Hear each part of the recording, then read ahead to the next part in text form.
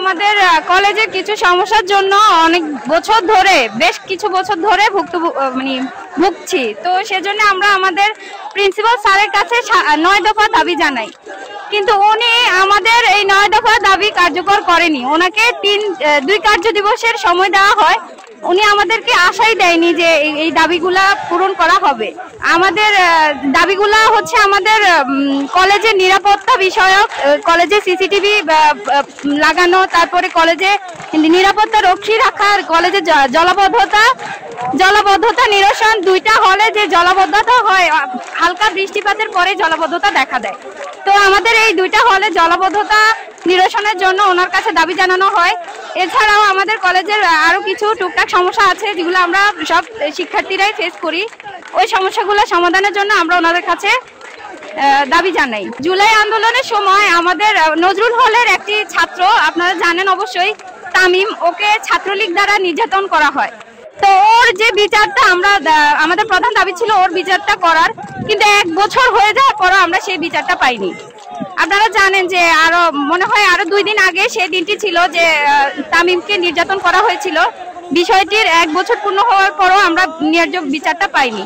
তো সুতরাং ওনার কাছে আমাদের এই দাবিগুলাই ছিল, কিন্তু উনি আমাদের এই দাবিগুলো মেনে তো নেননি, উনি আমাদের সাথে কথা বলতেই নারাজ।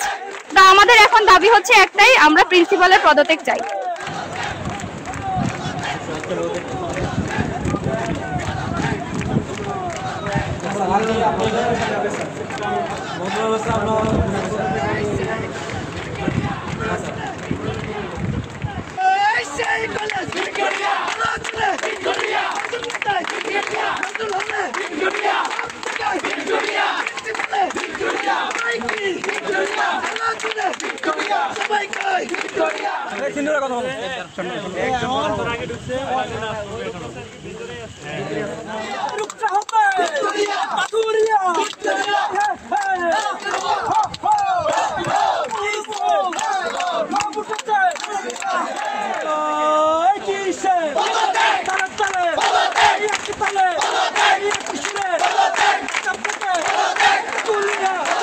আমরা গত 5 আগস্টের পর থেকে প্রিন্সিপাল স্যার জয়েন করার পর থেকে আমরা বিভিন্ন বিষয়ে ক্যাম্পাসের সুস্থ পরিবেশ এবং নিরাপত্তা রক্ষার্থে বিভিন্ন বিষয়ে আমরা তার সাথে বিভিন্ন মিটিং করেছিলাম, বিভিন্ন দাবি দেওয়া নিয়ে আমরা তার সাথে বসেছিলাম।